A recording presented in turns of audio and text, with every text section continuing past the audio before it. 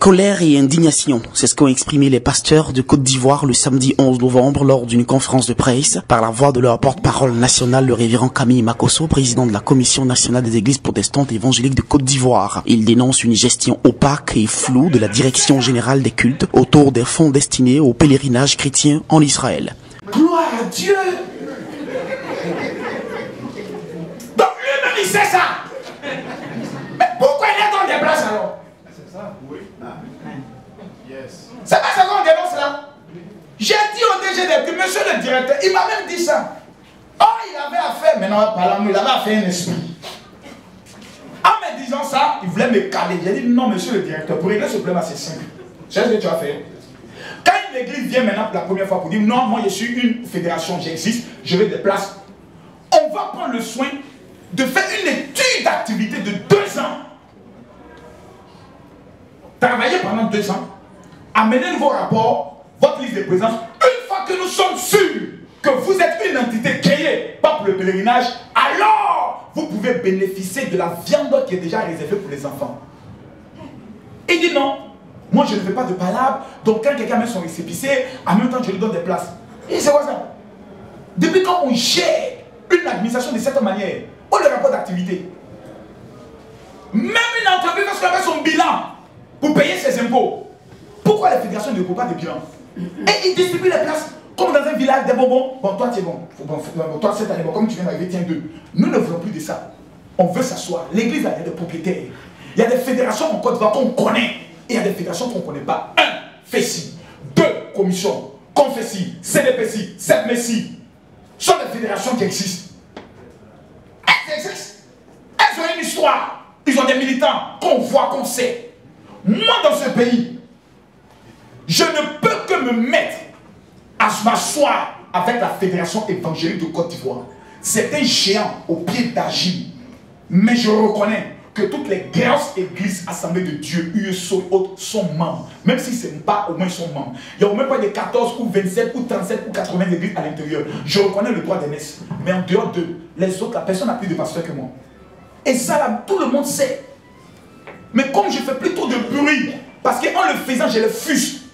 Je leur dis qu'ils ne sont rien, je ne veux plus de ça. Je me mets à leur disposition. Je suis allé me mettre à genoux devant le docteur Dion Robert, le révérend Pangui Bernard, le révérend Boisbrel Janvier, pour leur dire, si un jour je vous ai frustré, je vous demande pardon.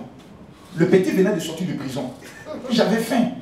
Et je pensais que vous mangez l'argent du pays et vous excluez les autres pasteurs. Moi aussi, j'ai voulu me battre aussi.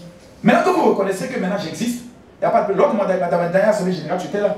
Le révérend Zézé a pris le micro pour dire, j'avais avec l'information, maintenant j'ai le renseignement. Quand Makosso se tient pour dire que je suis le majoritaire, je ne croyais pas. C'est quand je vois maintenant les 2000 pasteurs que vraiment je reconnais. Mais ce n'est pas une gloire. Je veux mettre tout ceci au service de ces pères pour qu'ils puissent nous donner des conseils. Mais il y a des combats qu'eux ne peuvent plus mener. Ils savent, je le sais. Nos propositions. Ce sont des propositions qui sont tellement simples que le mot bonjour. Numéro 1, connaissance du budget global pour le pèlerinage en Israël. Numéro 2, laisser le libre choix au président de fédération de désigner ceux qui doivent aller en Israël. C'est eux qui sont les propriétaires, les gardiens de la maison. Mais il faut donner une place à un fidèle.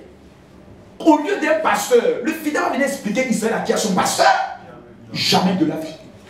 C'est au pasteur que le budget a été alloué. Le monde évangéliste, les pasteurs sont les gardiens. C'est nous les bergers. Les autres, on les appelle les moutons, les brebis. On n'est pas la même chose.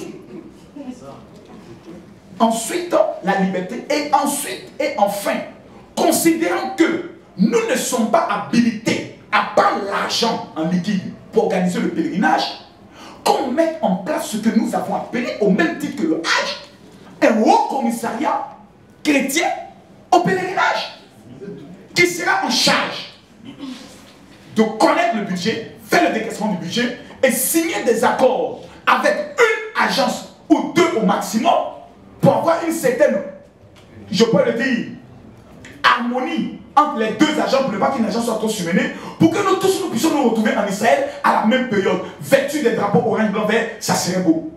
Pourquoi ne pas affecter même un avion? Les musulmans le font pour nous. En 2 mots, façon que le Hajj est organisé, c'est tellement bien fait qu'on veut que ce soit la même chose que les chrétiens. On veut faire copier-coller, on veut faire juste la photocopie. Pour eux, on sait tout. Sauf que la différence entre eux et nous, c'est que eux, ils ont une participation de 2 millions et l'État apporte 2 millions. Pour eux, c'est subventionné à 50%. Sauf que chez nous, ça ne coûte pas trop cher, donc c'est subventionné à 100%. Parce que l'État ne nous apporte jamais de subvention. Et nous ne sommes pas prêts à partager nos offrandes avec l'État. Faire entendre son message à l'opinion à travers la presse était l'objectif du révérend Camille Makosso. Ainsi, plusieurs organes de presse présents à cette conférence n'ont pas manqué de poser des questions au révérend Makosso au fin de mieux comprendre sa démarche. Des pasteurs indignés et approuvant les propos de leur porte-parole se sont exprimés. La plaie qui mine en tout cas le milieu pèlerinage en Israël est devenue une source, une inquiétude, et qu'aujourd'hui nous voulons vraiment qu'il y ait une correction. Et il a débattu en large de tous ces problèmes-là. Nous sommes contents de ce que, effectivement, nous croyons que ces paroles ne sont pas tombées dans l'oreille de sourds. Cela pourra alors être une situation bien améliorée pour la gloire de Dieu. Franchement dit, cette conférence, ça nous a fait du bien. Pour éclairer encore l'esprit des hommes de Dieu. Parce que dans un pays où on est, il faut la vérité. Parce qu'on ne marche pas sur le mensonge. Parce qu'il faudrait que le gouvernement, le premier responsable de ce pays, le président, prenne ses responsabilités. Parce que de la manière que les gens utilisent au niveau des musulmans, il faudrait pour nous soit éclairés. Parce que nous ne voulons pas les choses à peu près. Parce que nous sommes les hommes de la vérité et les hommes des paroles. Effectivement, c'est une très bonne chose. Si le révérend Makosso est en train de prendre le bâton de pèlerin pour dénoncer tout cela, ça nous va droit au cœur. Voilà. Voyez-vous, depuis quelques années, nous souffrons de ces injustices. Aujourd'hui, Dieu nous a donné quelqu'un qui parle au nom des églises évangéliques pour savoir exactement comment tout est pris en compte pour que nous puissions aller en Israël.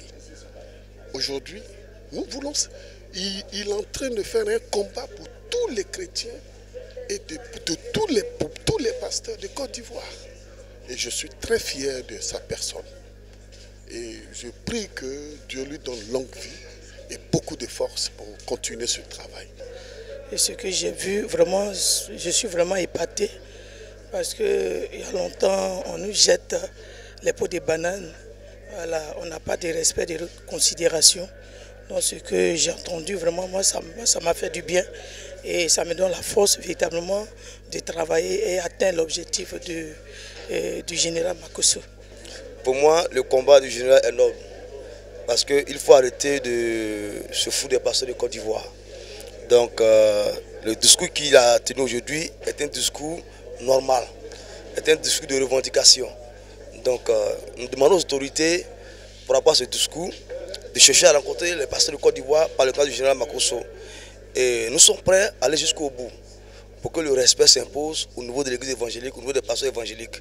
Parce que la Côte d'Ivoire est un pays laïque. Donc, ce combat, nous l'attendons pour tous les pasteurs, pas seulement pour la commission, mais pour tous les pasteurs de Côte d'Ivoire. Donc, nous soutenons à 100% le général Makosso dans ce combat qui est noble, pour que l'église Côte d'Ivoire puisse avancer. Ça a été une conférence de maturité. Il a dénoncé les tares qui minent la direction des cultes. Et nous avons constat que ceux-mêmes qui ne sont pas chrétiens, qui n'ont pas de fédération, qui ont des ONG, qui vont en Israël matin, midi et soir. Alors que c'est l'argent de l'État, ce n'est pas normal. Donc ce qu'il a décrié, nous sommes d'accord et nous voulons véritablement que l'État prenne conscience et fasse un audit et véritablement nous donner les éléments qui peuvent nous rassurer. Vraiment, nous sommes d'accord avec lui et nous voulons avancer avec lui. Nous qui sommes pasteurs, nous sommes souvent vus comme des moins que rien. Et nous croyons qu'à partir de cette conférence, le Seigneur va susciter encore la sagesse et l'intelligence à ses serviteurs que nous sommes, et particulièrement au révérend Makosso, le général, afin que nous voyions clair dans notre vie de tous les jours.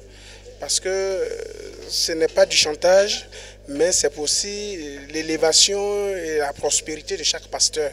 afin que ce que Dieu a réservé pour nous, chacun puisse obtenir cela. Que le Seigneur vous bénisse. Et nous remercions le général pour son intervention, ce qui revient à éclairer sur cette affaire du pèlerinage en Israël, qui était un sujet vraiment très obscur pour les pasteurs. Et aujourd'hui, je crois bien qu'avec tous ces éléments que le général a pu souligner, nous savons enfin que la faute ne vient pas de la part de nos dirigeants, mais je crois bien que au niveau de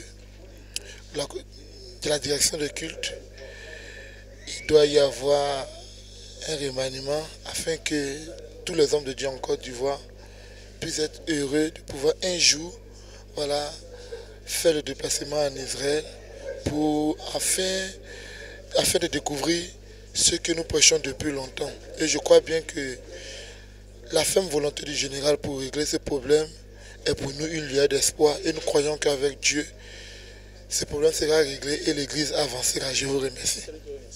Je voudrais croire que l'État de Côte d'Ivoire est un État laïque, est un État aussi qui reconnaît aussi la chrétienté, qui aime le pays de la Côte d'Ivoire.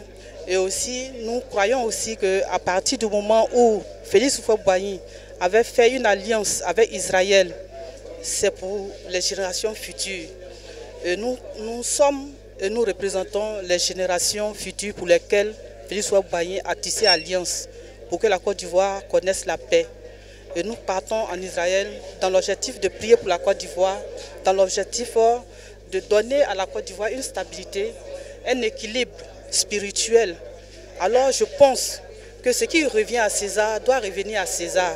Et nous soutenons réellement le général Makosso afin qu'il y ait un débat entre le ministère des cultes et les fédérations en place. Et nous connaissons que le révérend Makosso a toujours défendu les droits justes qui reviennent aux pasteurs. C'est pour cela que ce soir, je voudrais prendre la parole ici pour soutenir cette conférence de presse. Que le Seigneur vous bénisse. Ce soir, je suis très heureux d'avoir aujourd'hui un grand homme de Dieu qui va défendre le droit des chrétiens. Alors, pour la première fois, je suis vraiment très heureux. Alors, je soutiens le général dans cette démarche et je suis prêt aussi à être avec lui dans toutes ces choses. Parce que je sais une chose, que depuis que je suis né, je n'ai jamais mis pied en Israël, mais grâce au général et à sa bataille, je mettais pied en Israël. Donc je vais dire merci à Dieu pour cet homme qui nous a envoyés, pour véritablement nous permettre de connaître notre droit en tant que pasteur dans cette nation. Je vous dis merci. Et la Bible déclare en Jean chapitre 8, le verset 32, « Vous connaîtrez la vérité et la vérité vous affranchira ». La vérité par excellence, c'est Jésus-Christ, le Fils du Dieu vivant. Celui qui le connaît, il est affranchi. Maintenant, dans la vie quotidienne, il y a des mensonges et il y a des vérités. Via le général Makosso, nous venons d'entendre des vérités. Et nous souhaitons connaître la vérité. Et le fait de connaître la vérité n'est pas un mauvais élan. Est-ce que vous comprenez? Nous voulons savoir ce qui se passe réellement par rapport aux 2 milliards alloués pour le pèlerinage en Israël. C'est tout. C'est tout.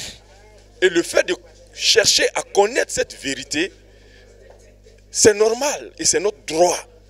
Et nous venons de commencer une conférence de presse et c'est la première.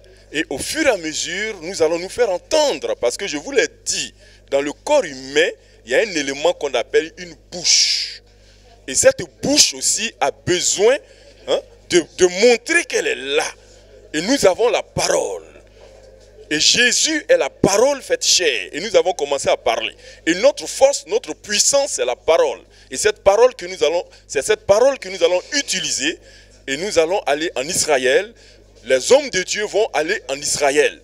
Parce que nous ne voulons plus des maîtresses de ceux 1, de ceux 2 et d'écoles et de jardins d'enfants en Israël. Ce sont nos places. Voilà, que les maîtresses aillent là où elles doivent partir. Voilà, que les jardiniers aillent là où ils doivent partir. Que les hommes riches aillent là où ils doivent partir. Qu'on laisse les ministres de la parole aller là aussi où ils doivent partir. C'est tout. Au moment où s'achevait cette conférence de presse, le révérend Camille Makosso a noté qu'il tiendra d'autres conférences de presse afin de révéler toutes les malversations autour de la gestion du pèlerinage chrétien en Israël.